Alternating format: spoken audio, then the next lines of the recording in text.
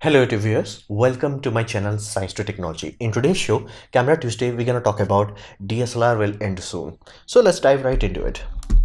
Now the whole thing why I'm making this video is because there is a big news from a big boy, which is Canon, and it is a direct CEO statement. It's not something, oh, somebody leaked it or something like that. No, this is absolute and it has been verified. And the idea is very simple. This individual, meaning the CEO of the goddamn company, is like basically DSLR lineup, the flagship, meaning EOS 1D X Mark III is the final DSLR in flagship category, because you have to understand this. When they are saying this is the last flagship, that simply means this was the last one, because company generally work behind behind closed door for at least 2-3 years, or sometimes even 5 years if they are trying to release something new. So that means like there is no more DSLR. I do expect 1 or 2 mid-range DSLR, or maybe few if they are already under production. They will wait to clean the pipeline, so to say, but do not expect Canon to now pour their money into DSLR. What does that mean? That simply means all the cutting edge technology or the quad pixel autofocus they are developing, all those will no longer come to any DSLR. And buying this sort of DSLR is right now not a very good idea, simply because these sort of equipments are A, very expensive, B, they sometimes do require service maintenance, and because of the weird battery they use, battery do run out. You have to, like, battery is one of those things, like your camera can serve you 10-20 years, no problem with that, but your battery will run out and you have to buy that. And because Canon has like loose motion issue with batteries, they keep designing new format for every battery. It's like there is like 15-16 types of battery for their DSLR lineup. If that battery is not carried forward to R series, yeah, good luck with that. So buying this sort of equipment right now, it's unwise basically, so to say. So they are closing up the doors with DSLR. Now be mindful, this news came out almost at the end of 2021, and at the beginning of 2020 so they had another news that they are finally shutting down the R&D department on EF lenses, meaning this is also done. So what does this mean? This simply means their sales figure are not very awesome, and they are like, yeah, the pie is shrinking at this point in time, and they are like, okay, in that shrinking pie we can try to maintain 4 lens lineup where they have EFS lens, RF and M mount lens, or we can just sacrifice 2 of them. So they have sacrificed this puppy, and DSLR, they have sacrificed this. Now what about M series? M series I think is low cost enough where they can keep sustaining it without without too much R&D, because it's not a flagship series, and all the focus, basically they're gonna focus all the profits they are making on the RF series, and this is gonna be the next gen and basically things that's gonna carry forward. Now Canon is a big thing. Whether you like it or hate it, it does not matter. Canon is a big thing. It's like it had a duopoly in the camera world for like very long time with Nikon and Canon, and it also became market leader for very long time. So that is a very tangible achievement. And some of thankfully their lens department is kind of safe, simply because they had invested very early on in drive-by-wire lens mechanics. Basically majority of EF lenses drive-by-wire. What does that mean? That simply means if you look at any Nikon lens, you will find there is a tiny lever that if you move it, it will change the aperture. That's a problem. That simply means converting that lens to mirrorless mount becomes an issue, and that's why basically when Nikon started to release their first mirrorless system, the autofocus was not very good. It was like interaction was complicated, and not to mention the adapter was also more expensive because it had physical equipment. Here, basically going from this EF system to our mount cameras, all you have to have is passive adapter which has some wires into it, super cheap. So it did pay off, and that's the primary reason why Canon is such a big deal, because their lens went above and beyond very early on, meaning Nikon did catch up, but because of the legacy support they wanted to maintain, they still have that outdated design. The Z mount no longer has that, but again that creates the issue. It's like you can't use an old system without, like, just connect wire, have plug, done, go home. That's not as simple as that. So if Canon is doing something as drastic as like cutting their basically the main money maker from outside world, that's how it looks, that simply means other company will also follow suit, most likely Nikon. Sony was smart enough as they realized, like, they are unable to compete against DSLR using their translucent mirror technology. That did not pan out too well, so they jumped into mirrorless, and mirrorless they are dominating. So they're like, we got this. So they no longer have to worry about, like, dumping something, but Canon is doing this, and I'm pretty sure in next few years, or maybe even quietly, Nikon will like, poof, no more new DSLRs. And I don't even remember seeing any new DSLR ads anymore. And if you have paid attention to Canon release schedule, the last DSLR was few years ago. So I think pipeline is almost clear. You would be lucky to get 1 or 2 new DSLR really. So this is real, this is absolute, and DSLR is dying, meaning buying very expensive DSLR at this point in time is a very risky gamble, simply because of the long-term stability. Now if you have these equipment, again, the lens is super easy because the lens are expensive part. You can easily port them into a mirrorless system. You won't have to worry about it. But trying to buy a new DSLR flagship, it's unadvisable at this point in time, because they will not be long-term supported. Once they sell the last unit and they'll be like, yeah, this is the last unit, that means they will keep spare parts for like 1 or 2 years after that. Poof. So be very mindful. This is real, this is serious. Now again, if you have DSLR lenses, go YOLO on it, like use them until they fall apart. But until that, now be mindful. Do not try to buy a DSLR ever again. Try to go into, even if you have completely invested in Canon ecosystem, go to mirrorless. You can easily adopt 100% of the lens without any issue. So just go into that.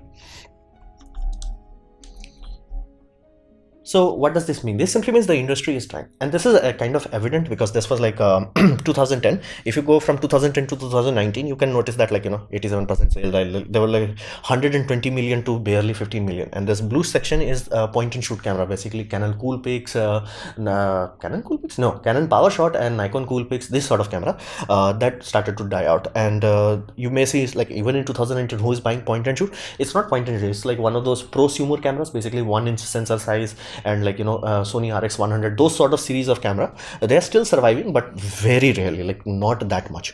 And you can easily notice that, like, there's not enough left here.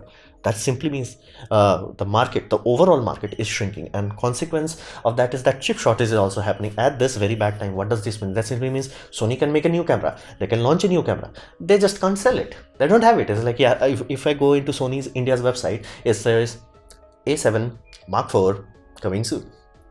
It should have been here by now. You get that point. Same with Nikon, this new flagship system coming soon. Or good luck trying to buy. Some people are buying that for like $10,000, $20,000. It's like, who is doing that? Like, I can get that, like, if some reviewers are doing that, but I don't get any photographer who invest that kind of money, because again, it's a monetary equipment. It's like you have to make your money back if you are spending that kind of ludicrous money. Whew. But you get that point. It's not helping out, and sales of camera are down, flat out, going down and down at faster and faster. Only blip in the radar was lockdown, because during lockdown people realized that a whole of the entertainment industry was grounded. So they realized they can buy a camera and do a professional thing in their home, because webcams suck. Webcam is stuck in 1990. So somebody came up with the idea. It's like, hey, have the camera, HDMI output, and like, capture cards. Awesome. That also sold out everywhere. But you can easily see there was a very sharp rise of basically camera sales. And you will notice that during that time, during peak lockdown, every camera company was like, we are also supporting a webcam support. Again, all of the apps were horrible, simply because, again, if it was not built to transmit a proper video footage through USB bus, it could not do it. Like, you can't just like jerry rig some firmware. They tried to do it, it was garbage. Thankfully, modern Sony systems, they have that inbuilt. So meaning, if you want a full HD 60 FPS camera, you just buy Sony A7 Mark IV, USB-C connection, done, go home, sweet dreams, because it was built for that. Every other camera is like, good luck, it's better to have HDMI output. So there was a momentary spike in camera sales, but after that it started to going down again. Why is that? Why the heck camera is dying this much? Well, more and more people are buying phones. Like, that's not a surprise. Like, this is a phone sales. Like, it starts at 100 million around 2011. And 2010 it starts to go down. Basically, that was the cross point of smartphone sale and basically camera sales. They crossed around 100 million mark at 2011. Only camera phone went down and mobile phone went up. The blue line is Android, black line is iOS. So you get that point. Like, boatloads of camera is selling. And not to mention, the high-speed development of camera phones is mind-boggling. For example, my first camera phone experience, like true camera phone experience, was Sony Ericsson basically CyberShot K810i. Now, it was amazing. I still have photos from that camera. Again, those are not amazing, not in 4K display and all that jazz, but it's good. It's like, it's still a photo. I still have those moments. I'm happy with it. But here's the deal. That was very slow development for early 2009. Now, come to basically 2014 or 15. Let's say in 2015, you take a mobile smartphone, give it a value of X, and then you move forward 1 year. You have 2X. Move it 3 years ahead. Now you have 5X. Move 10 years. Now you literally have 25X. Basically, your the horsepower in your mobile phone is going exponentially higher. Now here's the deal. What happened if you bought a DSLR, let's say in 2015 and in 2020? Not that much have changed. They're both garbage. So reality is camera phone technology is going exponentially, while DSLRs and mirrorless and whole of camera industry is stuck. Literally, they still look like somebody from 1990s have touched it and they're like, I have a declaration, I shall never improve these cameras. It's like, user interface wise, they are garbage. They are just like, nope. The only thing you can say is like, okay, they went from HD to full 4K. And again, not even like, oh, 4K 60 fps was a thing. It's like still not a thing. And mobile phone is like, bro, we came, we saw, we conquered, we left. So that's the whole thing. The high speed development is literally showing people it's like buying a DSLR right now is stupid. And photographers matter. At the end of the day, photographer matters, not the equipment. So, and again, most of the people who are using mobile phone for photography, they are doing is just done. But people who are pouring their effort into this, meaning trying to frame it, trying to compose it, trying to achieve light, they are getting amazing results, because again, mobile phone is no longer like holding you back. It's like, I got you, fam, I got you. So it is a dying industry. Now, this is one of those things that you have to understand. Like, if you look from outside, you may see, oh, mobile phone destroyed. But here's the deal, it's not. It's directly a self-destruction. For example, same thing Sony said when they destroyed basically their PS Vita, like basically portable console. And you may be like, wait, mobile phone destroyed it. No, because Nikon Switch is outselling every Tom, Dick and Harry thing. Like literally, brand new Nintendo Switch are selling like hotcakes. Why? Because it was a good product. And again, it was not like, oh, it's competing against mobile phone. It competed against mobile phone and beat mobile phones. People are buying it. So why the heck camera could not do that? Well, they basically created garbage. Reality is, it's flat out garbage. Meaning, it's one of those things that a Linux person does not get. Like, if you're dealing with Ubuntu, Mint or things like that, like all those are garbage. That's why there are so many. This is one of those things. Like, if you have a quality product, you have a quality product. If you have a garbage product, you will try your heart out to like, no, this is awesome. No, it's garbage. So that is one thing happened. Like, think of it this way. Like, when mobile phone came into the scene, people should have looked into it. Basically, camera industry should have looked into it and tried to like what they are doing right. Let's learn from it. Let's adapt to it. Nothing. Right now, there is no app ecosystem. Meaning, you can have a very expensive DSLR or a mirrorless. You can have the photo and you cannot do anything to it. Heck, try renaming it. Like trying to rename a photo in your goddamn camera. Good luck with that.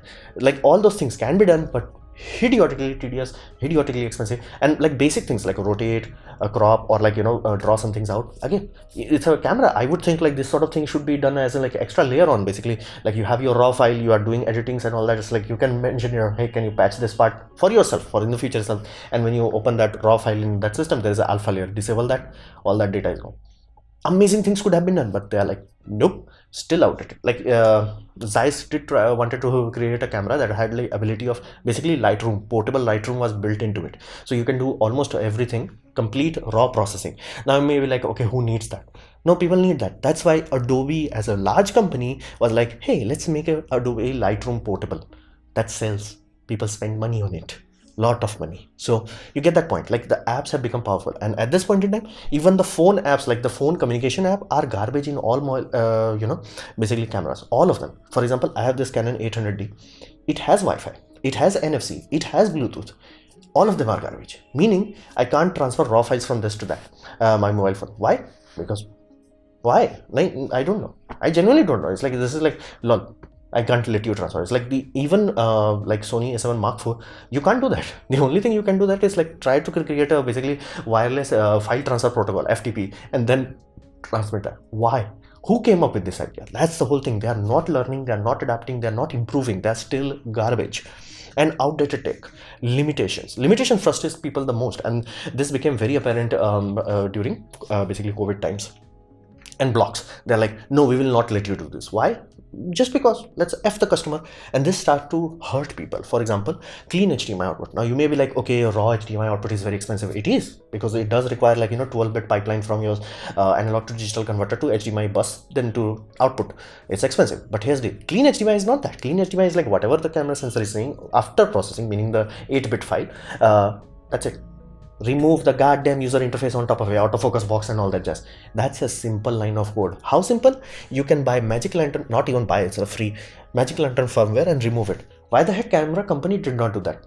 Because F the customer.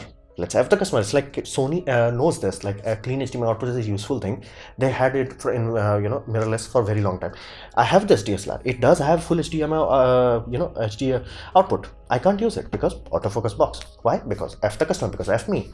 I bought it. So that is the thing. Again, 30-minute recording limit. It was a very serious thing, but it has been removed for 2 years, and right now only few basically models from Nikon and Canon have removed it. Every other one is like, let's F the customer. It's like, dude, you don't have that limit. Again, you may be like overheating at 4K. No problem. Full HD. How about that? And do not say that full HD will overheat. So that's the whole thing. This is one of those things. It's like customers are finally getting, it's like, dude, I'm buying this equipment. I know this equipment can do a lot more. By the way, I am genuinely surprised that no company was like, okay, now the law has been changed. How about a firmware change? I'm genuinely surprised.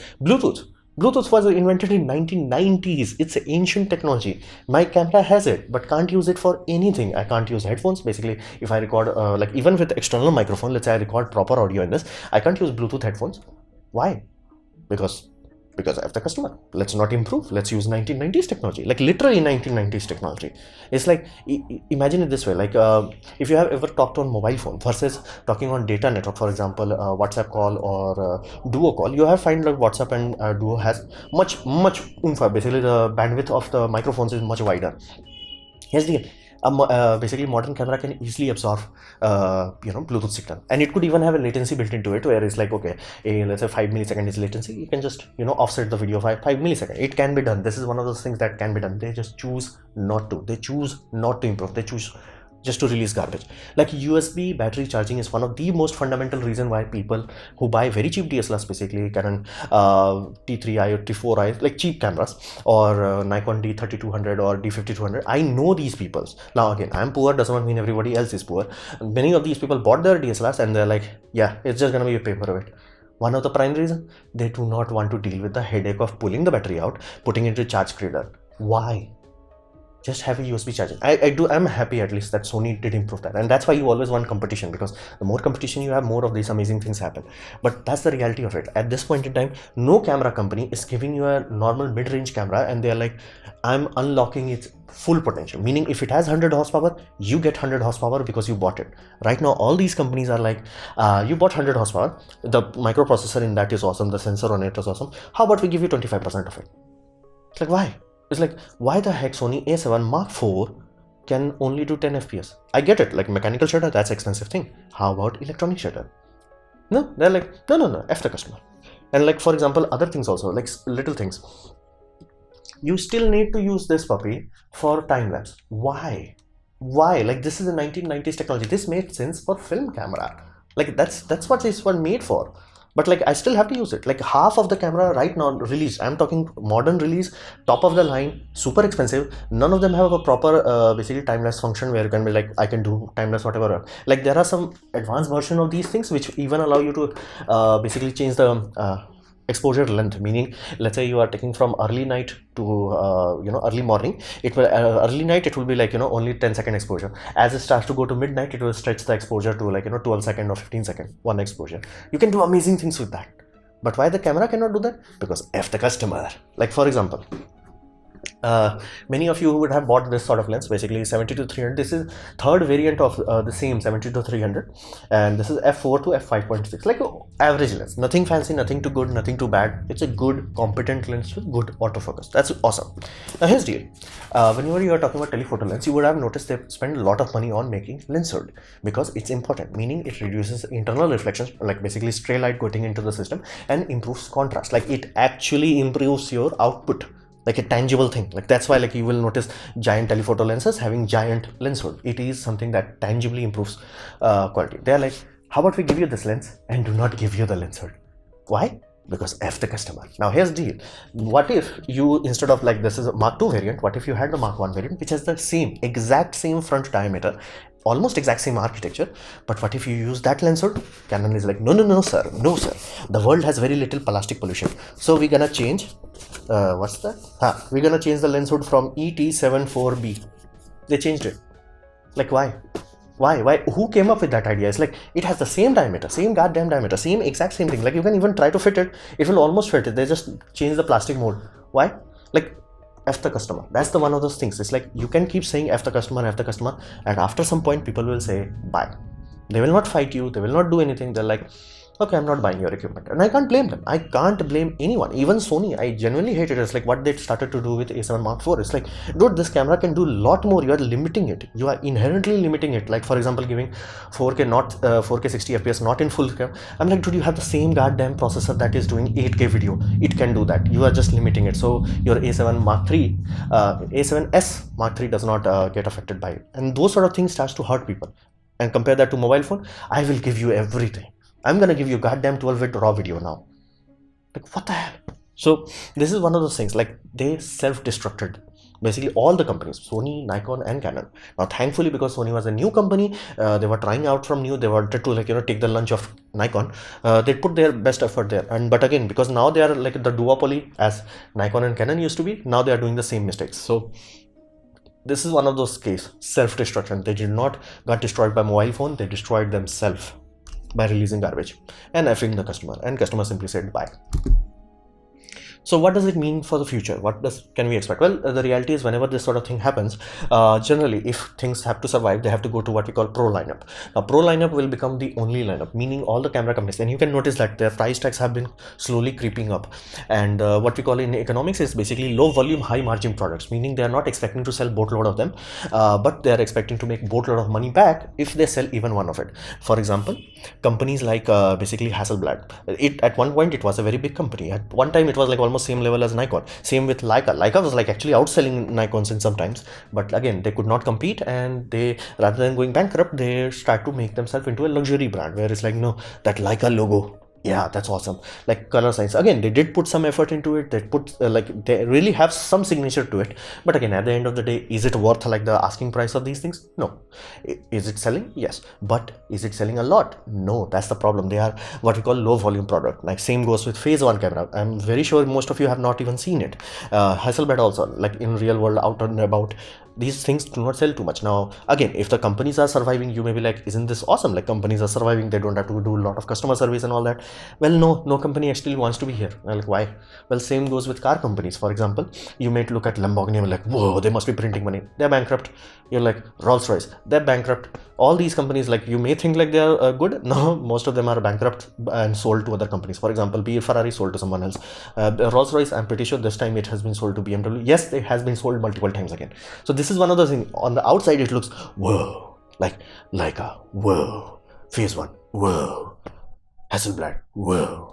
In reality, it's like, yeah, we are barely making any money. So that's why no company wants to be there. Every company wants to be mass production. That's why, like, when you see the basically stock market value, you will never find, like, you know, top 100 any company that is, like, you know, unknown. Like, again, you may find an unknown company that is dealing petroleum, but again, petroleum is mass production. So you get that point.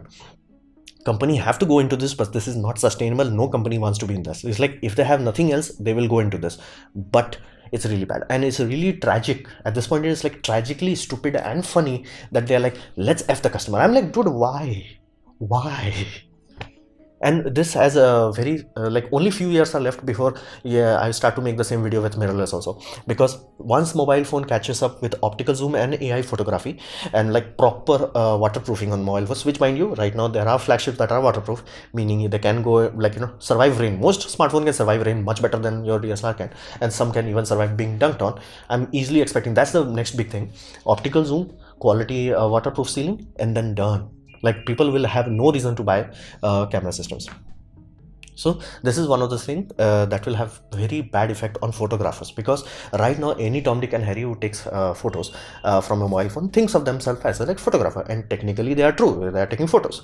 And think of this, let's say you are talking a bride and groom and they have hundreds of friends, more than enough photos would have been taken.